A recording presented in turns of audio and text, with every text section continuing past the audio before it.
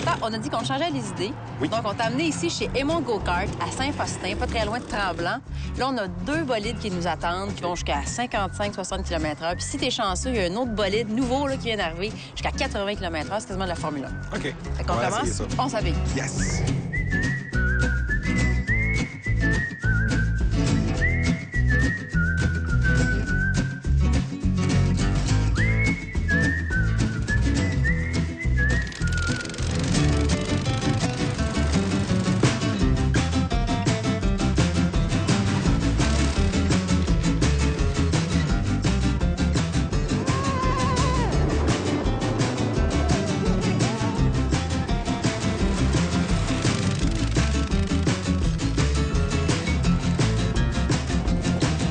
Ça, se faire avoir par une fille. Écoute, c'est insultant. C'est la première fois que j'en faisais, puis je pensais te torcher.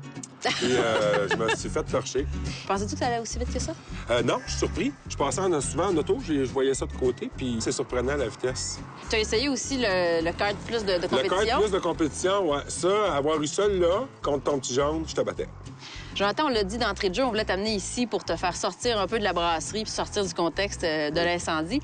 Ça a été quelque chose de difficile. Ça s'est passé comment? Écoute, j'étais à la maison, j'étais en train, j'avais de la visite à souper, c'était un vendredi soir.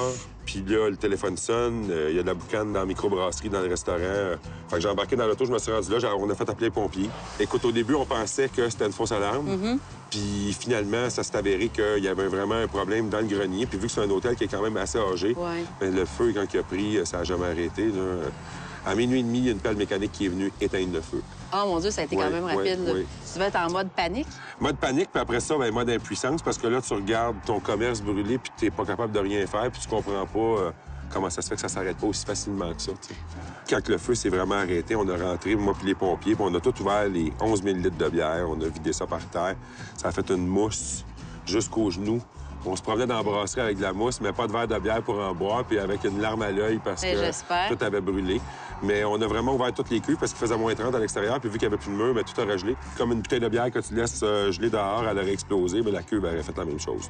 À la suite de ça, il y a comme eu un élan de solidarité. On a eu des appels de plusieurs brasseries pour nous donner un coup de pouce. Il y en a qui nous ont proposé de faire une bière qui allait avoir des fonds qui allaient revenir à la microbrasserie. Puis il y a d'autres brasseries qui nous ont proposé d'aller brasser chez eux pour être sûr que sur nos tablettes, bien, on manque pas de produits. C'est ce qui m'a touché le plus dans mon incendie, honnêtement. Moi, j'ai passé une belle journée avec toi. Je sais que là, tu as mangé un peu de volée puis que je sais que ça t'a blessé. En plus. En plus, c'est dur. Moi qui voulais changer d'idée, finalement, Ben oui, tu viens me remettre ça dans la gorge. J'en ai rajouté par-dessus le paquet. Je t'offre une revanche, ça te tente.